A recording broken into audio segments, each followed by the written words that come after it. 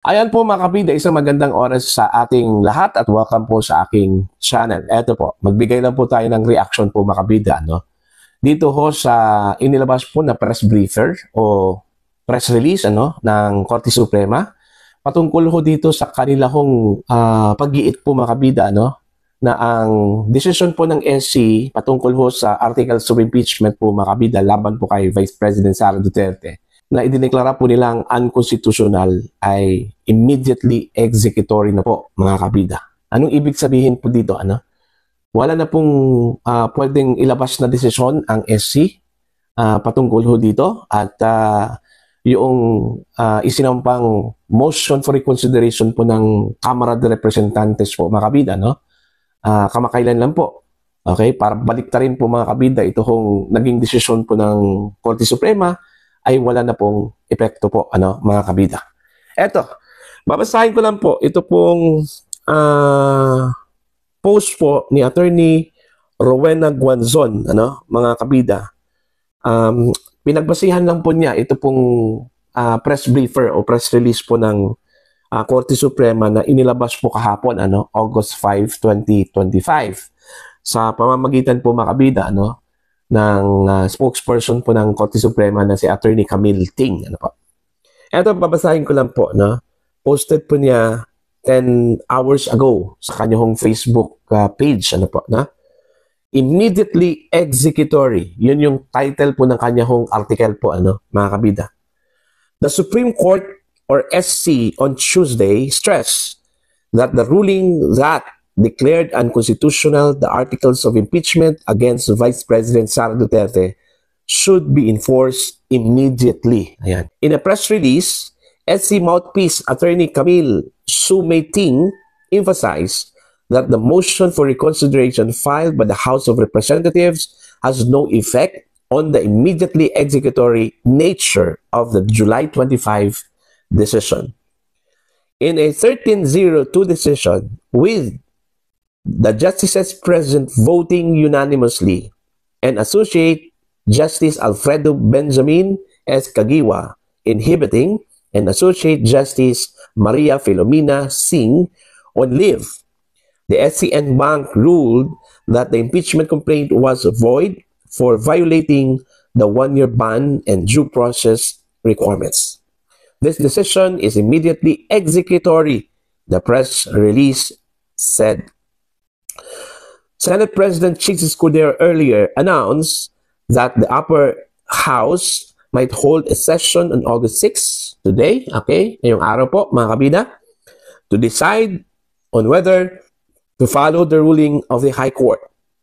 He revealed that two scenarios could happen. The Senate will abide by the ruling and dismiss the impeachment cases, or the upper chamber deviates from the decision and then proceeds to try the Vice President. So yun yung post po mga kabida ni Attorney Rowena Guanzon kung saan po ay pinagbasihan lang po niya ito kung press release po mga kabida ng SC na inilabas po kahapon kung saan po ay nilinaw po ng Korte Suprema po mga kabida na yung July 25 SC ruling laban ho dito sa articles of impeachment po final na po and immediately executory na po mga kabida. So pag sinabi pong final and immediately executory, wala na pong chance na magkakaroon po mga kabida ng motion for reconsideration. So ibig sabihin, yung sinabi po mga kabida ni Speaker Martin Romualdez na nagsampa po sila ng motion for reconsideration para po baliktarin ito hong naging desisyon po ng Korte Suprema ay wala na pong saysay po yun, mga kabida. Kahit na po sinabi po mga kabida ni Speaker Romualdez, ni-remind po niya ito hong mga Supreme Court Justices, na sila po ay mga impeachable officers at maaari po silang ma-impeach mga kabida, Para bang pananakot po yun. Para lang po maiba yung kanilang desisyon po mga kabida, So walang saysay na po. Hindi ho nagpatinag. Ito pong mga maestrado po ng Korte Suprema, sa mga kaliwat kanang pagbabanta po sa kanila, Keso baka daw magkakaroon po ng constitutional crisis dahil sa ginawa po ng SC. kung tutuusin po mga kabida, kung magkakaroon po ng constitutional crisis ay hindi po manggagaling po sa kanila. Okay? Ito po ay manggagaling po sa mga puwersa na susuway po at hindi ho susunod dito ho sa desisyon po ng Korte Suprema, mga kabida. Ayan. So, yun po, iginiit lang ng Korte Suprema yung nauna nila pong desisyon, At wala naman pong rason para baliktarin po nila ito, mga kabida.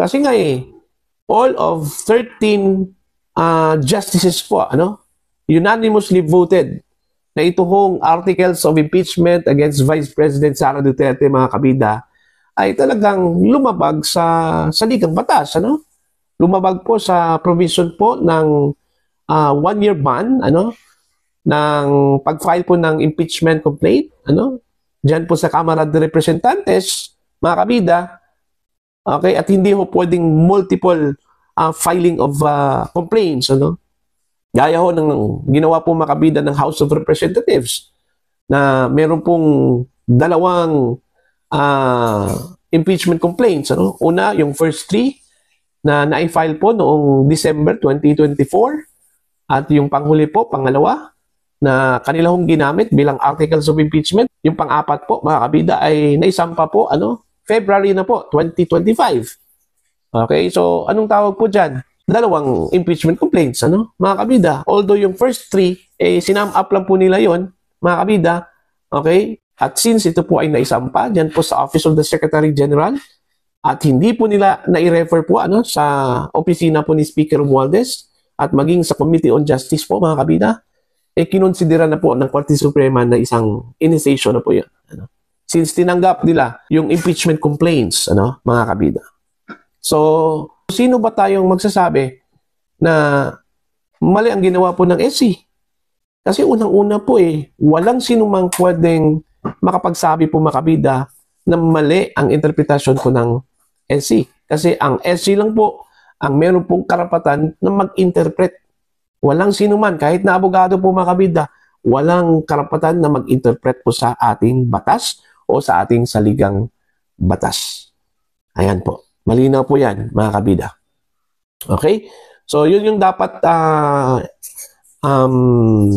intindihin po ng mga kumontra po dito sa desisyon po ng Korte Suprema.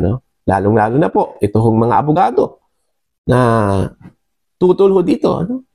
Okay? Yung sa huling sandali po, mga kabida, gusto hong maging insistent ho sa kanila hong gusto na baliktarin ito pong desisyon po ng Korte Suprema.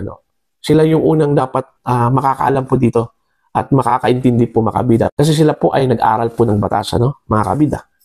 Okay? Pero iba yung kanilang mindset Kapag ikaw po ay nasa maling landas, mga kabida. Okay? Kahit na po alam mo na mali ang inyong prinsipyo, at pinaniniwalaan po, mga kabida, sige lang. Kasi yun nga meron po silang lining Pero kung neutral ka talaga, mga kabida, okay, at naiintindihan mo ang kapangyarihan po ng Korte Suprema, maghunos dili ka talaga, na sumuway dito ho sa desisyon po ng Korte Suprema. So, yun po, abangan po natin today kasi ngayong araw daw ay nakatakdang magkaroon po ng session ang Senado at nakatakdang tatalakayin daw, mga kabida, ng Senate, ito hong desisyon po ng Korte Suprema kung saan po ay idineklarang unconstitutional o labag sa saligang batas. Ito pong articles of impeachment na na-file po ng Kamara de Representantes versus Vice President Sara Duterte dyan po sa Senado. Okay? So, para po sa inyong opinion at pananaw po, mga kabida, please comment down. At sa mga hindi pa po subscribers sa aking channel, please subscribe. Just click the subscribe button, click the notification bell, click all para updated po kayo, mga kabida, sa aking mga uploads. Maraming salamat po sa ating lahat.